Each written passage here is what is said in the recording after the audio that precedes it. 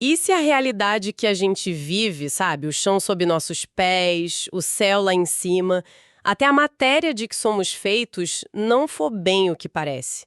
E se tudo isso for, na verdade, uma simulação de computador incrivelmente avançada? Parece coisa de ficção científica, né? Totalmente. Mas essa ideia, por mais doida que pareça, é levada bem a sério em alguns círculos da física teórica, sabia? Sim, sim, tem gente pesquisando isso seriamente. Hoje, a nossa análise vai mergulhar fundo num artigo que explora justamente essa possibilidade. É um trabalho de 2016 que saiu no Journal of Modern Physics, do Jingyu Chang. O título é bem direto: We are living in a computer simulation. Vivemos numa simulação. É um título que chama a atenção, né? Com certeza. E a nossa missão aqui hoje é tentar desembrulhar os argumentos dele. A física que a gente conhece tem vários mistérios ainda, né? A mecânica quântica, a origem da massa, matéria escura, energia escura. Exato, são muitas perguntas em aberto. Então, como que essa hipótese da simulação tenta dar respostas diferentes, como ela compara o universo a uma realidade virtual gigante? Vamos investigar isso. Bom, a premissa do artigo é bem ousada mesmo. Ele propõe que a nossa realidade física funciona, assim, num processo de simulação, parecido com o de uma realidade virtual que a gente cria em computadores digitais. E o autor diz que isso acontece em 3 etapas, digamos, fundamentais. 3 etapas. Quais seriam? Tem informação, dados digitais, como se fossem os bits e bytes da realidade, sabe? Bits e bytes para massa e energia. Isso é diferente. A segunda etapa seria a computação matemática. Essa informação digital toda seria processada seguindo regras matemáticas bem específicas. Essas regras seriam basicamente as leis da física que a gente observa. Tudo resultado de um cálculo constante acontecendo. Ok, então as leis da física seriam o software dessa simulação. Mais ou menos isso. E a terceira etapa é a retenção seletiva. Nem tudo que esse cálculo produz se torna real, digamos. A simulação escolheria e salvaria só alguns eventos, algumas configurações, criando uma história, uma sequência lógica. E é essa sequência que a gente percebe como a evolução do universo. Tá, essa ideia da representação digital para massa e energia me pegou. Como algo tão físico, tão fundamental quanto a massa de uma partícula pode ser só informação digital? Como isso funcionaria? Então é aí que a coisa fica interessante, né? O artigo fala num tal de espaço digital. Imagina que o espaço não é só um vazio, mas é construído a partir de 2 dígitos básicos. Um seria o espaço de anexação. É como um lugar onde a massa de repouso pode existir, onde a matéria gruda, sabe? E o outro, O dígito 0 seria o espaço de desanexação. Esse estaria ligado mais à energia cinética, ao movimento e, principalmente, à velocidade da luz. entendi, tipo um estado de ter massa, 1, e o estado de ser energia, movimento, 0. Exatamente. E essa estrutura binária com 1 e 0 tenta ser uma alternativa para o famoso campo de Higgs. Ah, o Higgs. O campo que dá massa para tudo na física padrão. Isso. Só que o Higgs padrão tem um problema, né? Se ele preenche todo o espaço o tempo todo, ele deveria ter uma energia associada gigantesca. E essa energia deveria curvar o espaço-tempo de um jeito muito forte, que é o problema da constante cosmológica. E a gente não vê isso acontecer nessa escala. Certo, a constante cosmológica, um dos grandes nós da física. E como esse modelo de simulação resolve isso? A proposta aqui é diferente. O tal espaço de anexação, o 1, que teria a energia 0, poderia se ligar só temporariamente a uma partícula sem massa. Ele funcionaria como um campo de Higgs só naquele momento, para dar massa para ela. Depois que a partícula ganha massa, ela fica nesse espaço de energia 0. Não precisa mais do campo permanente e da sua energia problemática. Ah, então Higgs seria algo que liga e desliga digitalmente, só quando precisa? Basicamente. E o artigo ainda fala num campo de Higgs reverso, ligado ao espaço de desanexação, o 0. Esse faria o contrário, transformaria a massa de volta em energia cinética. Quer dizer que a massa não seria uma propriedade fixa, mas algo que as partículas ganham ou perdem interagindo com esses espaços 1 e 0. Exato. Essa é a ideia central. E as combinações desses uns e zeros, se eles estão mais separados, misturados, em rede, poderiam explicar um monte de coisa. Por exemplo, as esquisitices da mecânica quântica, incerteza, onda-partícula, emaranhamento, poderiam vir dessa natureza digital, particionada do espaço. E a relatividade? A relatividade especial, tipo contração do comprimento e dilatação do tempo, seria uma consequência da mistura desses espaços 1 e 0 quando tem movimento. E as forças? E a matéria escura, que é outro mistério enorme? O artigo amarra isso também? Amarra, sim. A proposta é que lá no começo, no Big Bang, as dimensões de massa poderiam ter sido fatiadas por esse processo digital. Imagina uma partícula superprimordial com, sei lá, 10 dimensões de massa. Aí vem essa máquina digital e divide ela em partículas com menos dimensões. Tipo cortar um bolo em fatias. Exato. E o artigo sugere que a matéria bariônica, que é a matéria comum, nós, planetas e estrelas, seria a fatia com 4 dimensões de massa. E a matéria escura? O que seria? Seriam as outras fatias. As partículas com 5, 6 até 9 dimensões de massa. Nossa! E o interessante é que essa divisão levaria a uma proporção bem específica entre a matéria escura, as fatias de 5 a 9, e a matéria bariônica, a fatia 4. O cálculo do artigo dá uma razão de 5 para 1. 5 para 1. Peraí. Isso, 5 vezes mais matéria escura do que bariônica. Mas isso não é justamente o que as observações cosmológicas indicam hoje em dia? É exatamente isso. As estimativas atuais são que a matéria escura é umas 5 vezes mais abundante que a matéria comum. Caramba! Isso é forte. Uma previsão numérica que bate com o que a gente observa vindo dessa ideia de matéria digital fatiada. É sem dúvida. Uma das alegações mais concretas do artigo é um ponto que eles destacam bastante. E essa representação digital vale para outras coisas também?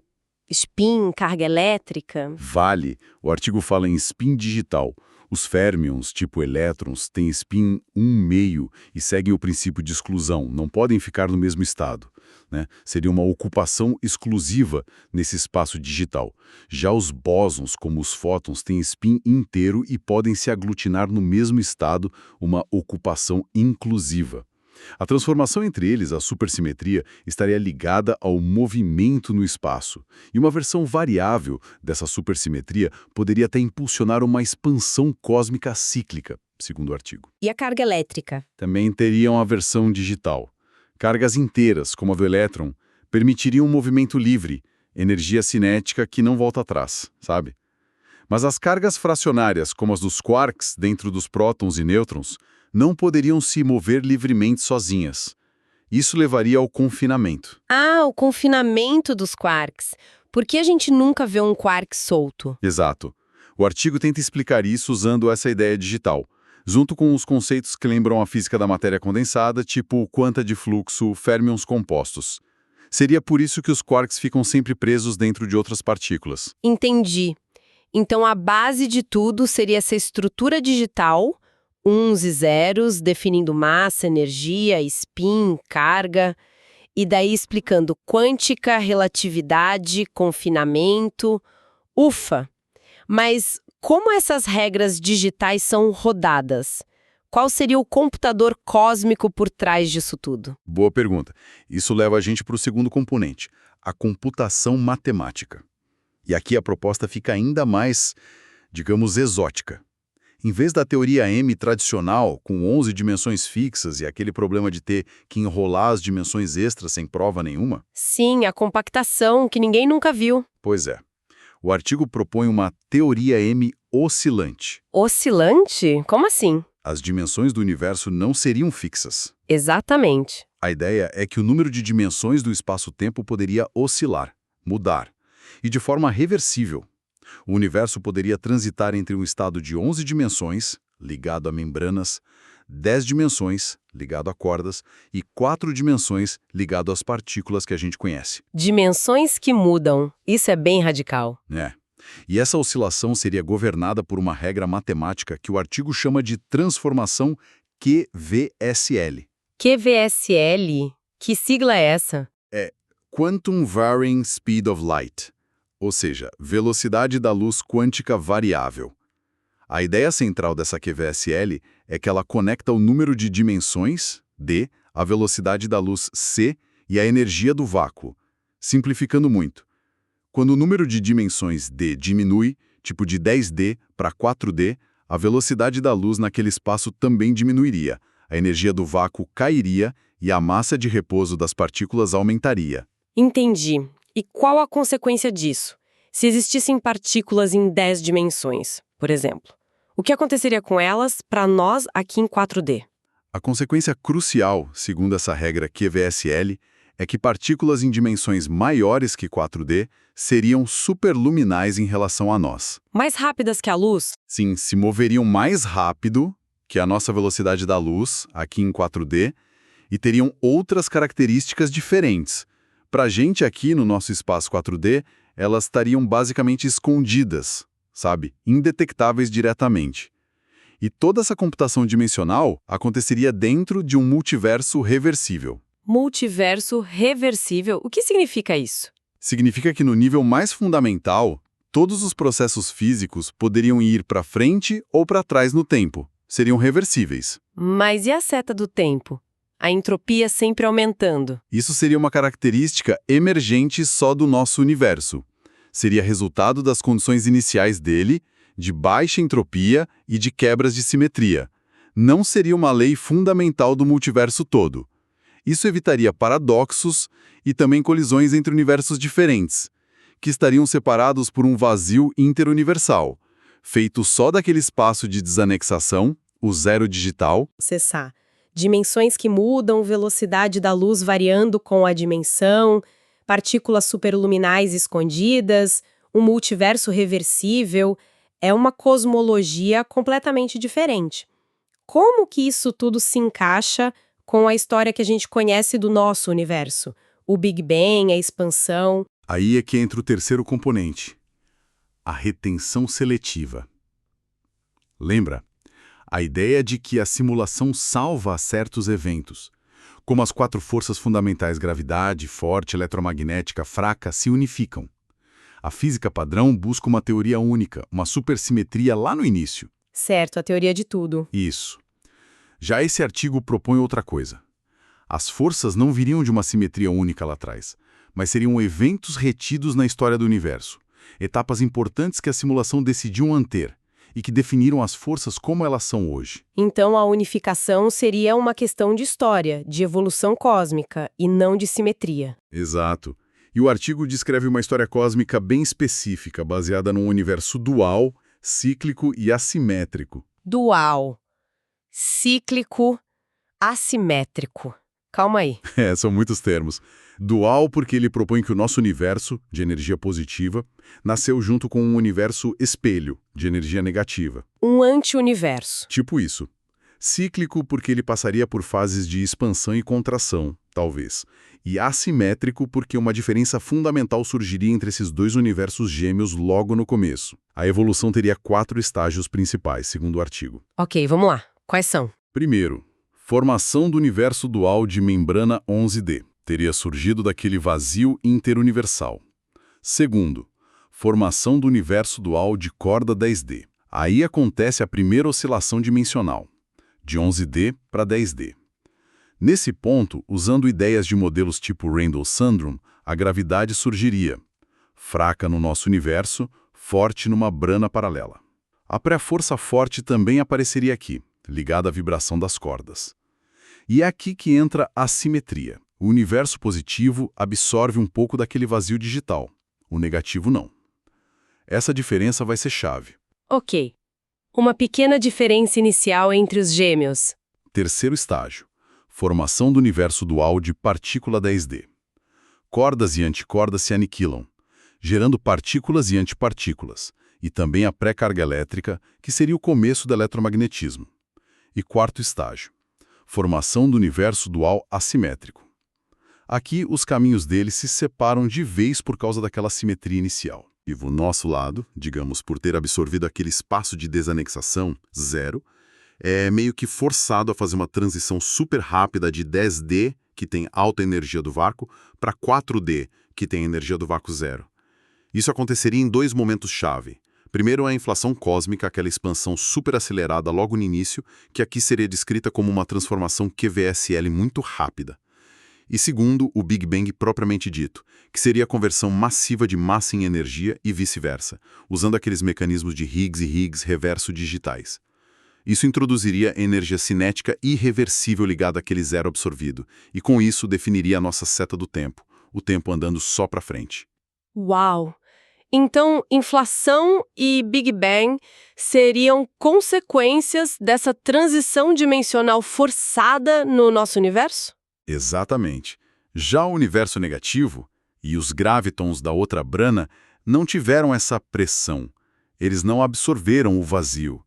Então eles oscilam bem devagar entre 10D e 4D, usando a QVSL e aquela tal supersimetria variável. As partículas deles que ainda estão em dimensões maiores que 4D continuam escondidas para nós. É como um universo paralelo que está dimensionalmente atrasado. Mas, e quando essas partículas do universo negativo chegam em 4D, nessa oscilação lenta delas? Elas aparecem pra gente? Elas interagem? Segundo o artigo, sim. Quando essas partículas, tanto do universo negativo quanto os gravitons externos, finalmente chegam no estado de 4D, elas se tornam observáveis para nós. E como elas se manifestam? O que a gente vê? A gente vê como energia escura. Peraí. A energia escura, que acelera a expansão do universo... Sim. A chegada gradual dessas partículas em 4D, vindo desse outro universo, ou da brana de gravitons, seria a causa da expansão acelerada que a gente começou a observar há alguns bilhões de anos. Então, a energia escura não seria uma propriedade do vácuo, nem um campo novo, mas sim partículas vazando de um universo paralelo dimensionalmente atrasado? É exatamente essa a proposta. E o artigo até calcula quando essa energia escura deveria ter começado a dominar. 4,47 bilhões de anos atrás. E isso bate com as observações? Bate bem. As estimativas observacionais ficam ali por volta de 4,71 bilhões de anos, mais ou menos 1 bilhão de anos de incerteza. Então, está dentro da margem. Realmente é uma narrativa, nossa, muito ambiciosa. Tenta ligar a origem das forças em sequência, a simetria da força fraca, que viria da simetria inicial dos universos, inflação, Big Bang, matéria escura como fatias dimensionais e energia escura como partículas do vizinho chegando, tudo isso como parte dessa simulação cósmica que fica oscilando dimensionalmente. É impressionante. É uma tentativa de amarrar tudo, né? E o modelo sugere que seria cíclico. Eventualmente, essa energia escura também oscilaria para dimensões maiores que 4D, sumindo da nossa vista. Sem ela, a expansão acelerada pararia, a gravidade poderia vencer e o universo contrairia num Big Crush. Depois, talvez uma deflação, voltaria tudo para os estágios iniciais, de alta dimensão e baixa entropia, pronto para recomeçar. Um universo cíclico, então. Possivelmente. Para resumir onde o autor acha que esse modelo tem vantagem. Ele diz que explica a realidade da quântica não só como um cálculo, dá uma origem para o confinamento dos quarks e cargas fracionárias, não precisa da compactação da teoria M, unifica as forças numa história evolutiva e resolve o problema da constante cosmológica do Higgs. Com certeza é uma proposta audaciosa, muito complexa. A ideia de que a nossa realidade emerge de uma computação com base digital, uns e zeros, processada numa teoria M oscilante dentro de um multiverso reversível e com eventos selecionados que escrevem a história cósmica. É uma visão radicalmente diferente. Exploramos hoje as ideias centrais desse artigo do Jing-Yu Chung. É fascinante, é uma alternativa e, vamos ser sinceras, é bem especulativo também, né? Com certeza. É uma hipótese ainda. É importante lembrar que essa foi a nossa análise focada nessa fonte, é uma interpretação científica específica. E para a gente terminar, fica uma provocação, né? Algo que o artigo não discute diretamente, mas que a ideia toda levanta. Se a realidade for mesmo uma computação, isso abre um mar de questões filosóficas bem profundas. Quais, por exemplo? Bom, quais seriam os limites dessa computação? Será que poderiam existir bugs, glitches na Matrix, como no filme? E talvez a pergunta mais inquietante: o que isso significaria para a natureza da nossa própria consciência? Se ela surge dentro de um sistema que é, na sua base, simulado. Nossa! Perguntas que ficam ecoando, né? Pra gente continuar pensando. Agradecemos muito a companhia de todos nessa exploração e esperamos ter aguçado a curiosidade sobre essas ideias tão desafiadoras da física moderna.